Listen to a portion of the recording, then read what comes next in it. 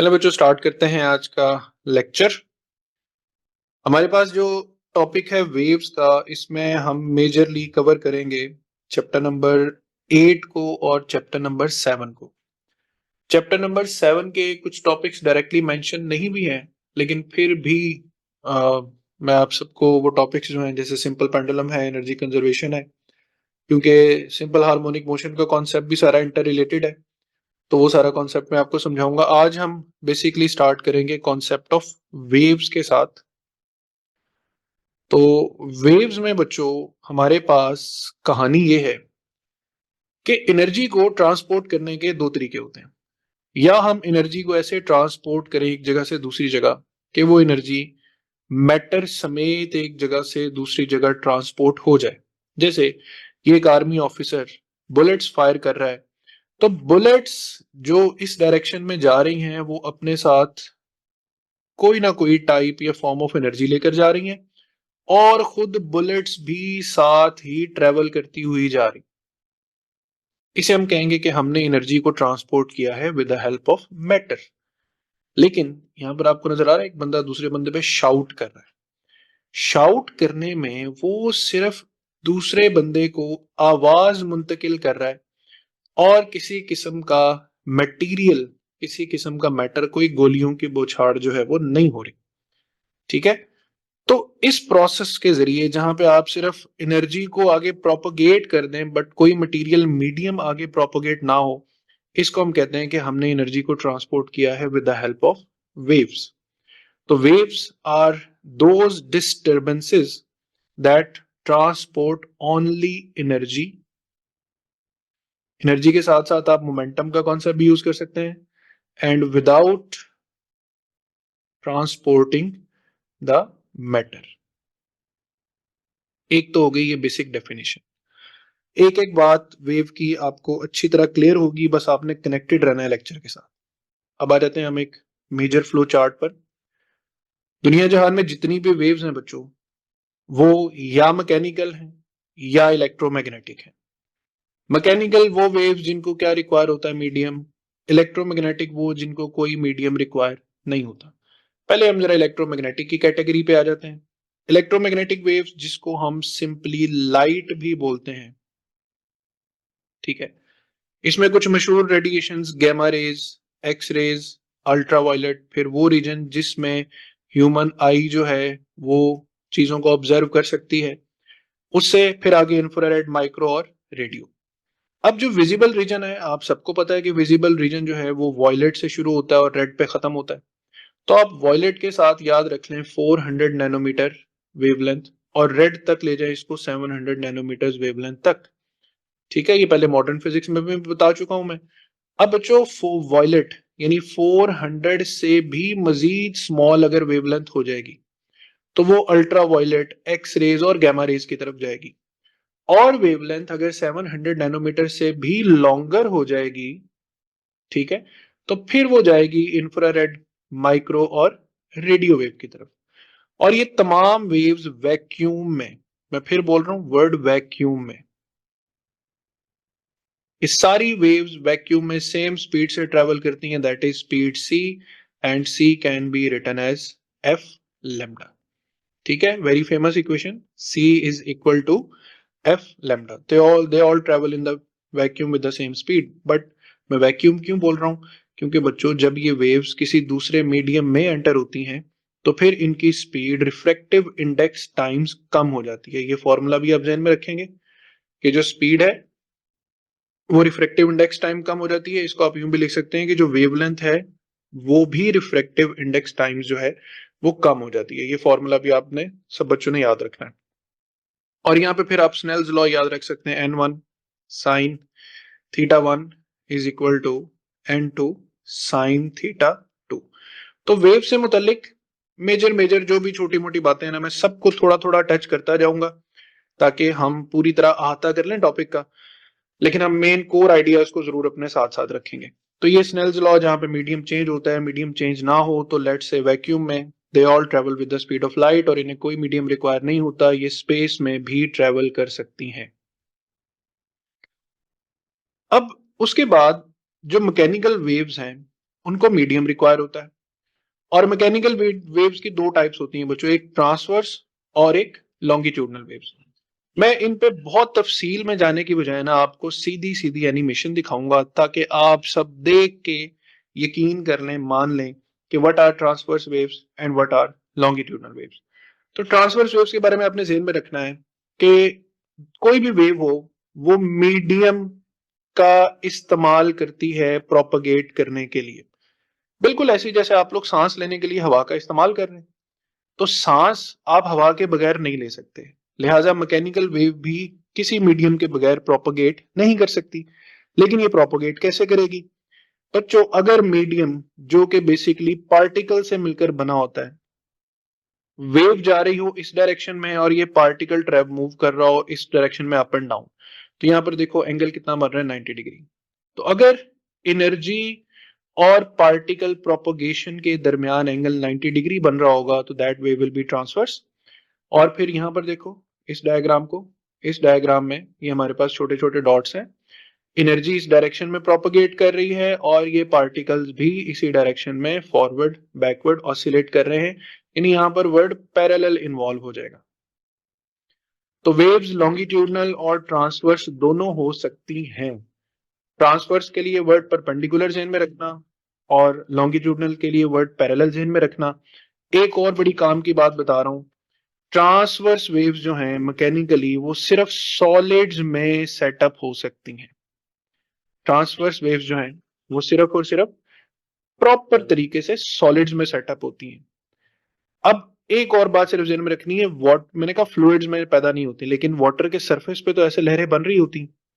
तो ये surface waves जो होती है ना, ये सरफेस वेव्स शक्लन ट्रांसवर्स होती हैं, बट एक्चुअल में यहाँ जो पार्टिकल्स है ना वो यूं गोल दायरों में घूम रहे होते हैं, इस तरीके से गोल दायरे में घूम रहे होते हैं, जिसकी वजह से हमें लगता यही है कि ट्रांसवर्स वेव है, लेकिन ये प्योर ट्रांसवर्स वेव नहीं होती। और लॉन्गिट्यूडनल वेव्स जो है ये सॉलिड्स में भी फ्लो कर सकती हैं, प्रोपोगेट कर सकती हैं और फ्लूइड्स में भी। तो अब एक एक करके इनके एग्जाम्पल्स को देखते हैं। तो सबसे पहले मैं आपको दिखाता हूँ जो लॉन्गिट्यूडनल वेव्स हैं हमारे पास वो कैसे प्रोपोगेट करती हैं। तो आपको मुझे सब बच्चे कंफर्म कर दें, ये स्क्रीन नजर आ रही है सबको जी बच्चों? ओके, तो देखें ये हमारे पास एक मीडियम है, मीडियम को हमने लाइंस के जरिए रिप्रेजेंट किया हुआ है और यहाँ पर हमारे पास कुछ पैरामीटर्स हैं, जैसे हम यहाँ से एम्पलीट्यूड चेंज कर सकते हैं, यहाँ से वेव की स्पीड चेंज कर सकते हैं, स्टेशनरी वेव भी बना सकते हैं, लेकिन फिलहाल हमें ट्रेवलिंग वेव को समझना है। तो नॉर्मल सी स्पीड रख लेते हैं, ठीक है, और ट्रेवलिंग वेव को सिलेक्ट करते हैं। तो just observe that is how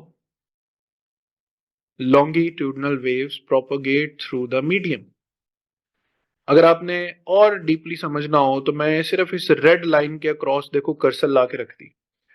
ये रेड लाइन ऐसे नहीं लग रहा है जैसे कि मजदूर पीछे से ईंटें पकड़ के आगे ट्रांसफर करी जा रहा है।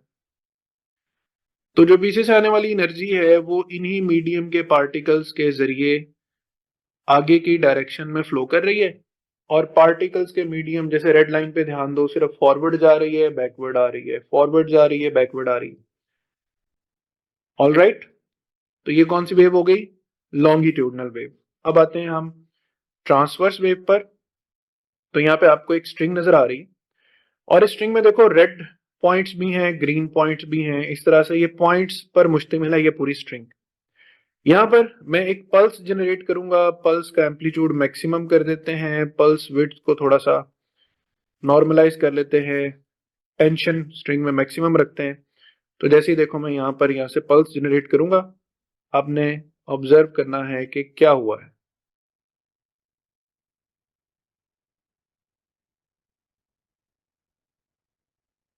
ठीक है, तो बच्चों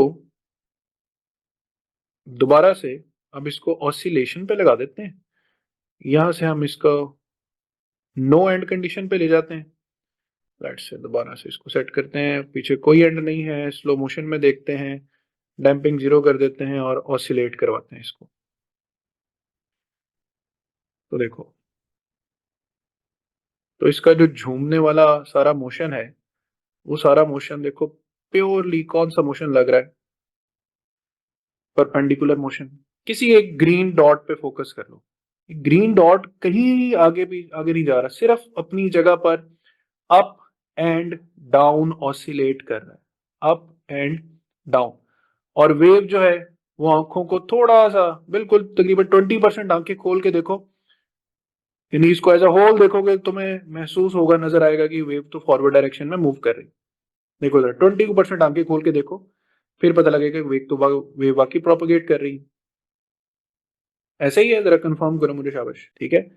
अब देखो फ्रीक्वेंसी क्या है, number of cycles per second. जैसे यहाँ पे फ्रीक्वेंसी में बढ़ाऊंगा तो there are more number of waves in the same amount of time. Frequency कम कर देंगे तो there will be less number of waves with respect to time, ठीक है। तो एक ये कौन सी वेव होगी, ट्रांसवर्स वेव। अच्छा एक और बड़ा मजे का इफेक्ट दिखाता हूं। किसी भी स्ट्रिंग में जो वेव की स्पीड होती है ना, वो टेंशन पे डिपेंड करती है। अभी देखो टेंशन हाई पे है, ये देखो, ये मैं जहां पे कर्सर मूव कर रहा हूँ टेंशन हाई पे है। टेंशन को कम कर रहा हूं, क्या हुआ, स्पीड कम हो गई। टेंशन को और कम कर रहा हूं, स्पीड और कम हो गई। टेंशन और कम, स्पीड और भी कम। टेंशन मिनिमम कर दी है मैंने, ठीक है। तो टेंशन के साथ वेव का रिलेशन, ऐसे बहुत बुरी लग रही है यार वेव, ऐसे ठीक है, ठीक है ना। टेंशन बढ़ा के काम ठीक है, फिजिक्स में टेंशन बढ़े तो ही बंदा पढ़ता है, वरना नहीं बढ़ता। हाँ जी मेरे बच्चों, फर्क समझ आ गया लॉन्गिट्यूडनल और ट्रांसवर्स वेव्स का। चलें फिर लेक्चर पे वापस।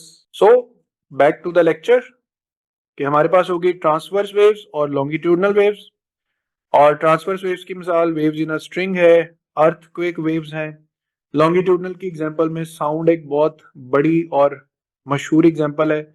और प्राइमरी वेव्स इन अर्थक्वेक जो है, ये टाइप्स ऑफ लॉन्गिट्यूडनल वेव्स में आ रहती है। जलजला भी एक वेव होती है, इसे सेस्मिक वेव्स बोलते हैं, और ये शेप में ट्रांसवर्स भी होता है और लॉन्गिट्यूडनल भी होता है।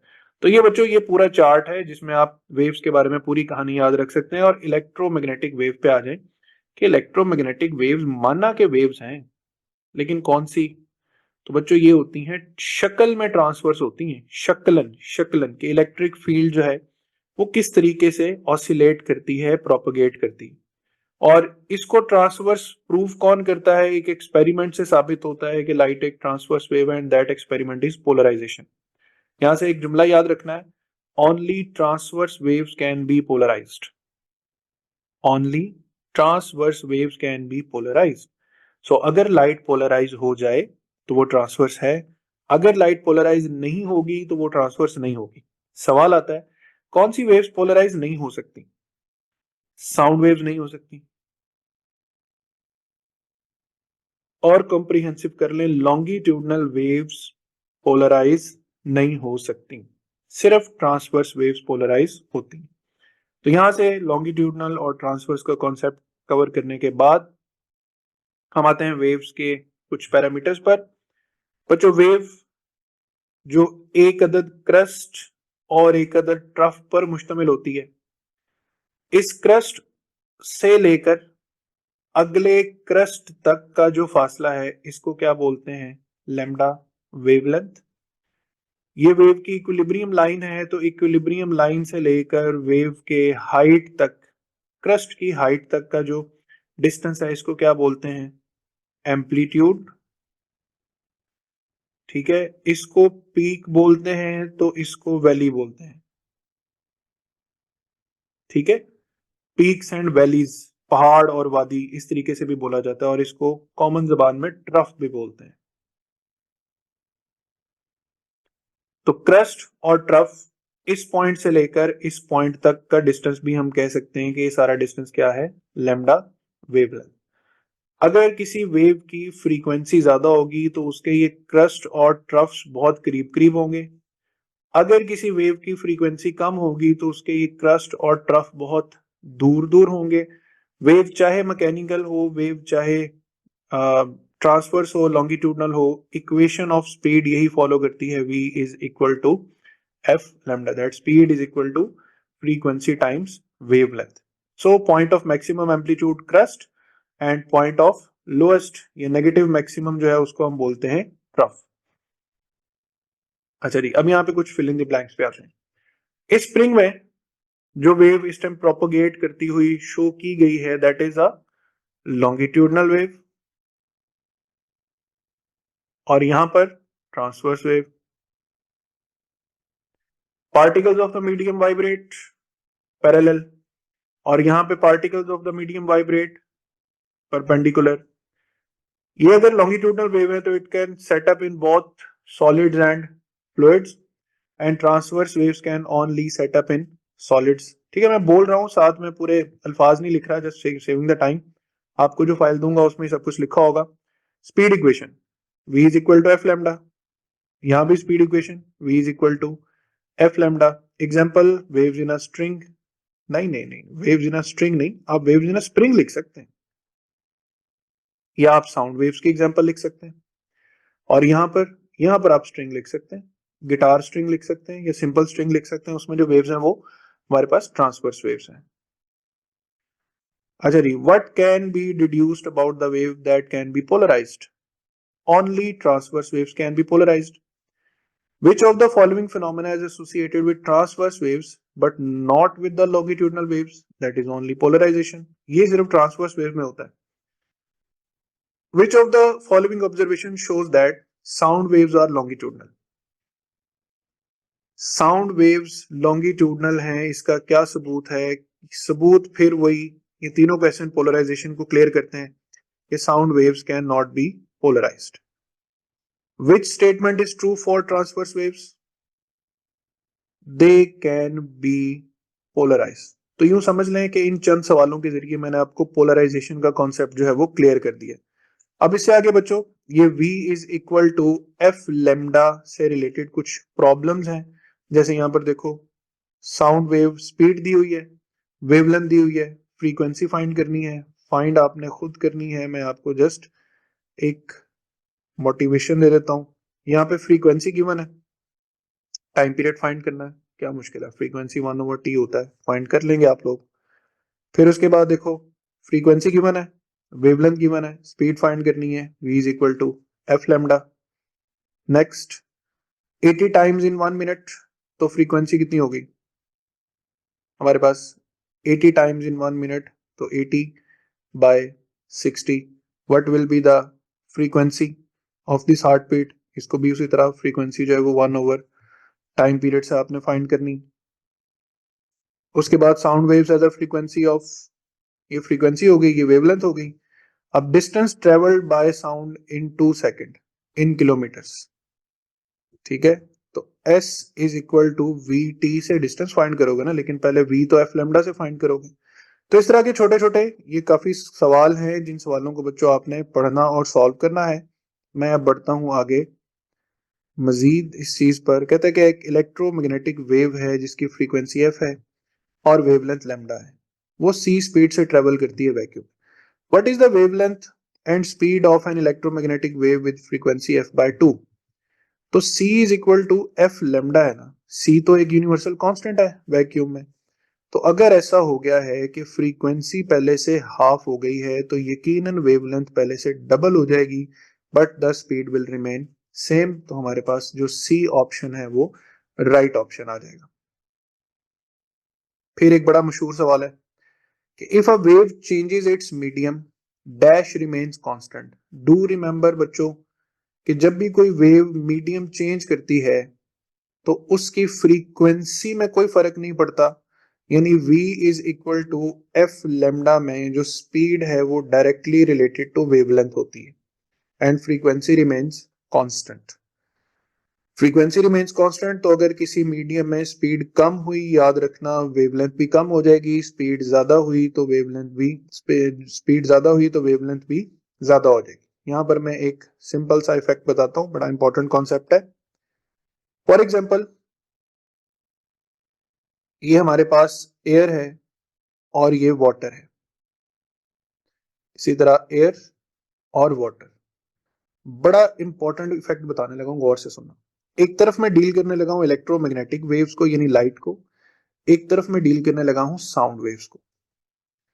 लाइट जब हवा से पानी में दाखिल होती है तो लाइट की जो स्पीड है वो पानी में कम हो जाती है, यानी पानी जो है वो लाइट के लिए एक डेंसर मीडियम का काम करता है।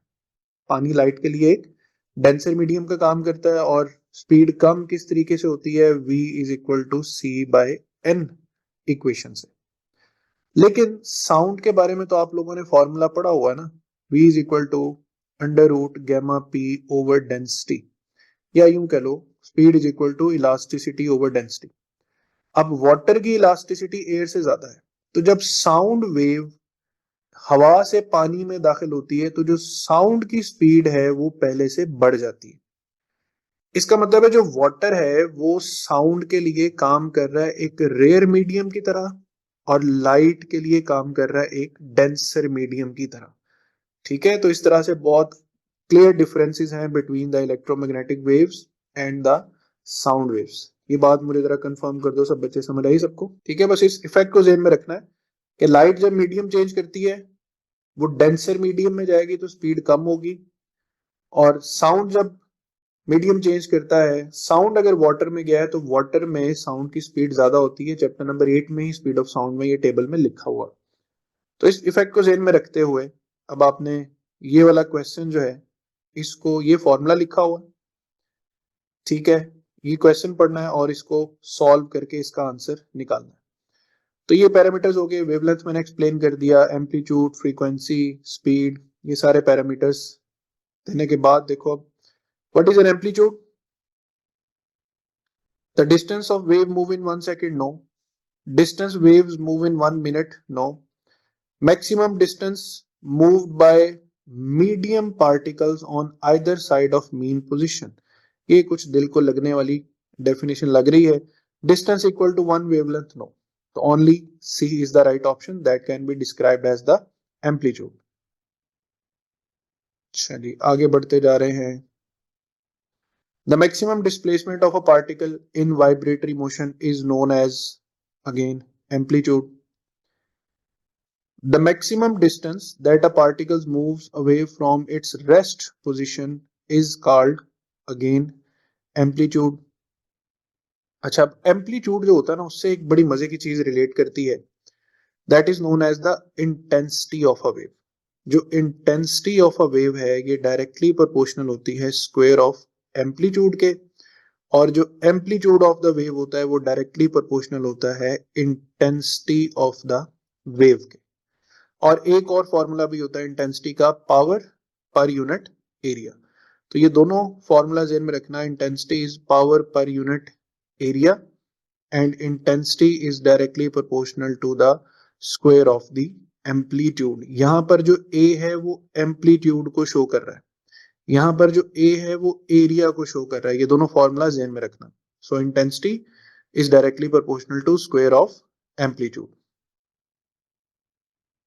अब देखो, the ratio of intensities of two waves is 1:16, then the ratio of their amplitudes. तो एम्पलीट्यूड मैंने अभी बताया proportional to under root of intensity, तो A1 रेशियो A2 मतलब under root of I1 under root of I2, तो 1:16 under roots, तो 1:4 जो है ये 1/4, ये इसका राइट आंसर आ जाएगा। इसके बाद आगे बढ़ते हैं तो हमारे पास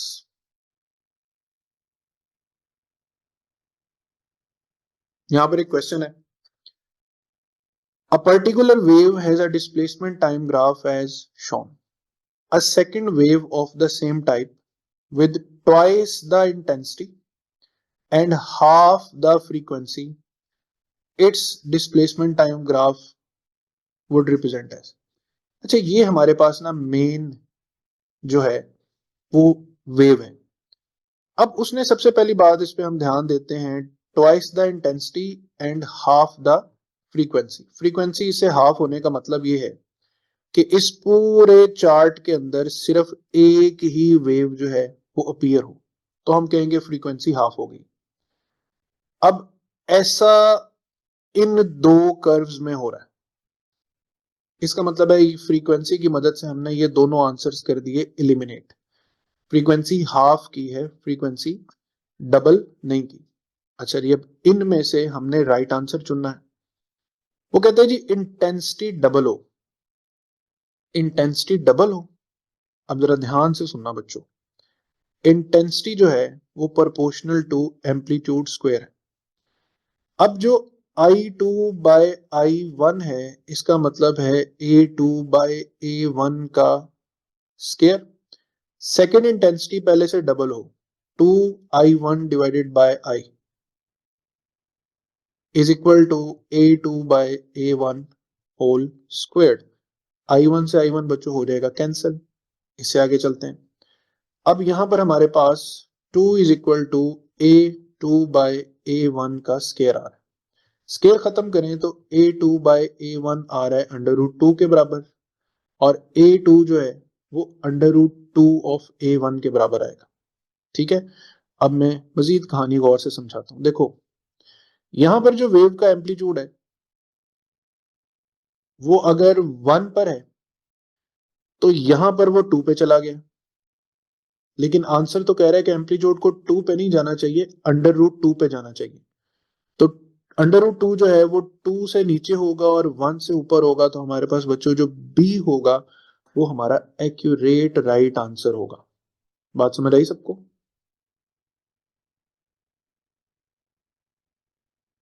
कि किस तरीके से सवाल को सॉल्व करना है, ग्रिप करना है, पकड़ना है। कि फ्रीक्वेंसी हाफ हुई तो हमने दो ऑप्शन एलिमिनेट कर ली, और इंटेंसिटी डबल करनी, इंटेंसिटी डबल करनी है, एम्पलीट्यूड डबल करने का नहीं कहा उसने। एम्पलीट्यूड डबल करने का कहता ना तो फिर तो मसले कोई नहीं था, लो जी एम्पलीट्यूड डबल हो गया। बट इंटेंसिटी डबल करने के लिए एम्पलीट्यूड कितना होगा, तो हमारे पास बीटा जो है वो राइट आंसर आ जाएगा। इसके बाद अब एक और बड़ा इंपॉर्टेंट यहाँ पे चार्ट है, उसको देखना है कि हमारे पास ये अगर डिस्टेंस 0 है तो ये हमारे पास डिस्टेंस लैम्डा है। ठीक है, यानी ये हमारे पास अगर 0 पॉइंट है वेवलेंथ का लैम्डा का, तो ये हमारे पास डिस्टेंस है लैम्डा। बिल्कुल इसके मिड में हमारे पास क्या होना चाहिए, वेवलेंथ लैम्डा बाय 2, ये पॉइंट लैम्डा बाय 4। ठीक है, लेकिन चलो उससे पहले भी एक और तरीके से समझा दूं। सबसे पहले हम टाइम पीरियड की बात करते हैं। वेव 0 टाइम से शुरू होती है, टी पे खत्म होती है, तो यहाँ पे 0 लिखा हुआ है। ठीक है, यहाँ पे टी लिख देते हैं। बिल्कुल हाफ में क्या हो जाएगा, टी बाय 2। ये हो जाएगा हाफ का हाफ, टी बाय 4। ये हो जाएगा थर्ड हाफ का हाफ, ये हो जाएगा 3t/4। ये हमने कुछ पॉइंट्स मुख्तस कर लिए। अब इन्हीं पॉइंट्स को इन टर्म्स ऑफ वेवलेंथ देखते हैं। ये पॉइंट 0 मीटर है तो ये लैम्डा मीटर है, तो पाथ यानी लैम्डा 0, और यहाँ पे हम लिखेंगे लैम्डा। तो दरमियान में लैम्डा बाय 2, यहाँ पे लैम्डा बाय 4, और इस पॉइंट पर 3 लैम्डा बाय 4। ओके, और अब तीसरी चीज वो है वेव का फेज। फेज मतलब एंगल। बच्चों फेज 0 से शुरू होता है और 360 डिग्री पे खत्म होता है। ये पूरी वेव एक सर्कल की तरह होती है ना, 360 डिग्री, और इसको रेडियन में 2 पाई रेडियन भी लिख सकते हैं। तो मैं यहाँ पे अगर 0 लिखा हुआ है तो यहाँ पे 360 भी लिख देता हूँ और 2 पाई रेडियन भी लिख देता हूँ। तो फिर इसका जो मिड होगा वो 180 डिग्री होगा और पाई रेडियंस होगा। यहाँ पर 180 का हाफ 90 रेडियन में होता है पाई बाय 2। यहाँ पे 270, तो 270 जो है वो आपके पास क्या होता है, 3 पाई बाय 2। तो ये जो तीन चीजें मैंने यहाँ पे फिलअप की हैं, इसको बोलते हैं time period of the wave. उसकी भी डिवीजन कर दी। इसको बोलते हैं पाथ ऑफ द वेव, जिसको वेवलेंथ में रिप्रेजेंट करते हैं। इसको बोलते हैं फेज ऑफ द वेव, जिसको एंगल में रिप्रेजेंट करते हैं। और बच्चों ये बड़ा ही इंपॉर्टेंट फॉर्मूला है which relates the phase difference phi with the path difference x. Path difference आपको इन टर्म्स ऑफ वेवलेंथ मिलेगा, फेज डिफरेंस आपको इन टर्म्स ऑफ एंगल मिलेगा, रेडियन मिलेगा। ठीक है, ये फॉर्मूला हमारे पास काफी यूज होता है फेज और पाथ डिफरेंस का फर्क निकालने के लिए। तो फाई इसमें क्या है, फेज, और एक्स इसमें क्या है, वेवलेंथ। इसको समझने के लिए हम मजीद आगे बढ़ते हैं। आसान से पैरामीटर में समझाता हूं मैं कि ये चीज क्या है, इसमें करना क्या होता है। तो देखो, लेट्स से मेरे पास एक वेव है, ये पॉइंट वेव का क्रस्ट है और ये पॉइंट वेव का ट्रफ है। कोई बच्चा मुझे बताएगा क्रस्ट और ट्रफ में डिस्टेंस कितना होता है? हाँ जी बच्चों, क्या ख्याल है? Half lambda. अब इस हाफ लेमडा को जरा ज़हन में रख लेना कि क्रस्ट और ट्रफ के दरमियान पाथ डिफरेंस कितना है? लेमडा बाय 2 का। तो मैं अगर आपसे पूछूं क्रस्ट और ट्रफ में फेज डिफरेंस कितना है, तो कॉमन सेंस के जरिए हो सकता है आप मुझे बता भी दें कि ट्रफ नीचे को जा रहा है, क्रस्ट ऊपर को जा रहा है, तो इनमें 180 डिग्री का या पाई रेडियंस का फेज डिफरेंस है। लेकिन नहीं समझ आ रहा तो मेरे पास फॉर्मूला है, phi is equal to 2 pi by lambda into x. अब मुझे पता है कि ये दो पॉइंट्स एक्स डिस्टेंस यानी लेमडा बाय 2 पर हैं, तो मैं एक्स को रिमूव करके यहाँ पे लिख दूंगा लेमडा बाय 2। 2 से 2, लेमडा से लेमडा कैंसिल करूंगा तो मेरे पास फेज कितना आ जाएगा? पाई रेडियंस। कितना आ जाएगा? पाई रेडियंस का। तो क्रस्ट और ट्रफ के दरमियान बच्चों फेज डिफरेंस कितना होता है? पाई रेडियंस। क्रस्ट और ट्रफ के दरमियान पाथ डिफरेंस कितना होता है? लेमडा बाय 2 मीटर्स का। अब मुझे बताओ इसकी अंडरस्टैंडिंग में मजीद बेहतरी आई कि आपने इस फॉर्मूला को कैसे रिलेट करना है।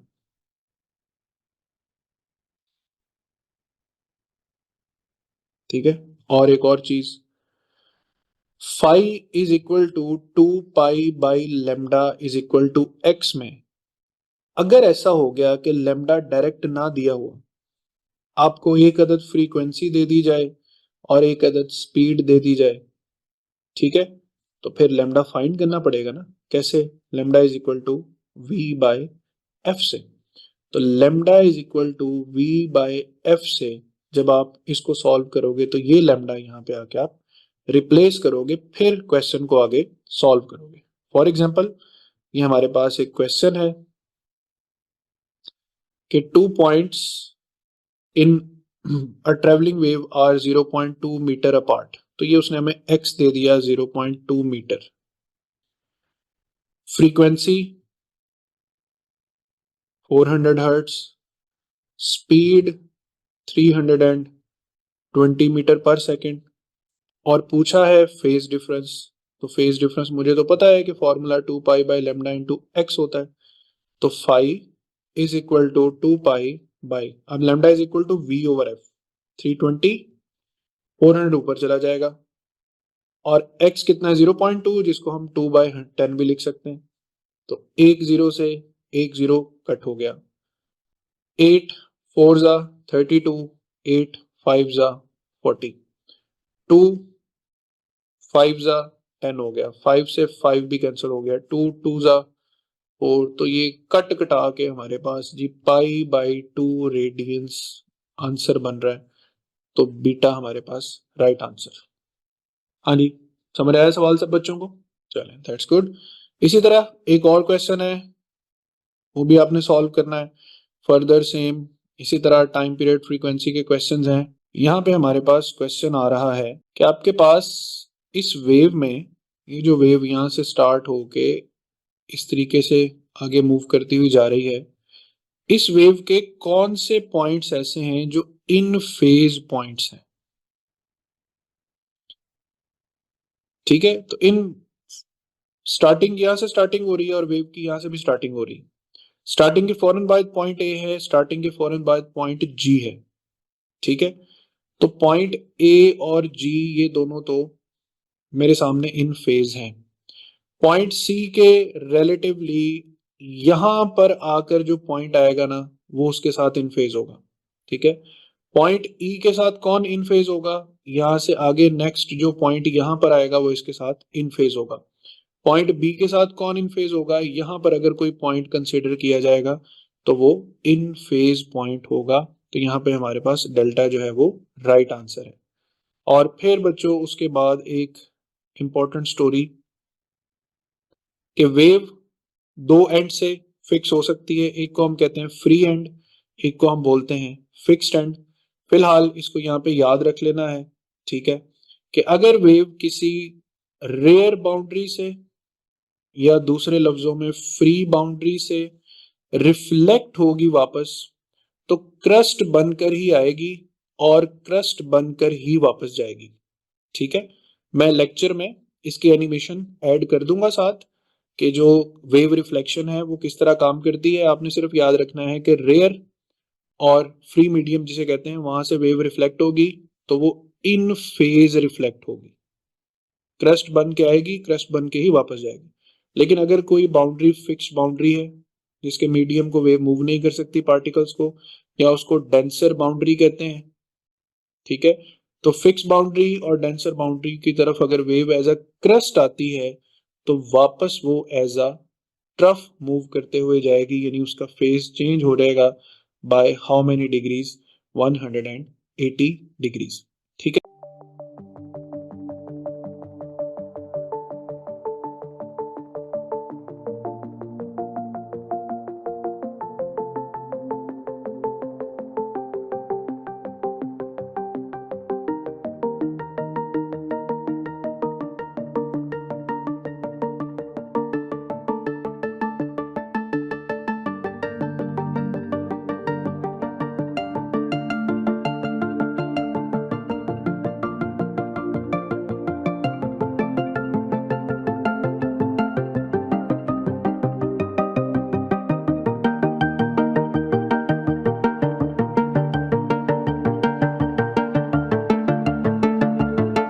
वेव्स में हमने यही रिफ्लेक्शन ऑफ वेव्स का कॉन्सेप्ट जो है वो यूटिलाइज करना है। तो इससे आगे बच्चों सेम उसी तरह क्वेश्चंस हैं, क्वेश्चन के आइडियाज हैं, तो अपना फीडबैक दे दें आज के लेक्चर के बारे में। ओके हो गया, वेव्स के बारे में आइडियाज क्लियर हुए सब बच्चों के?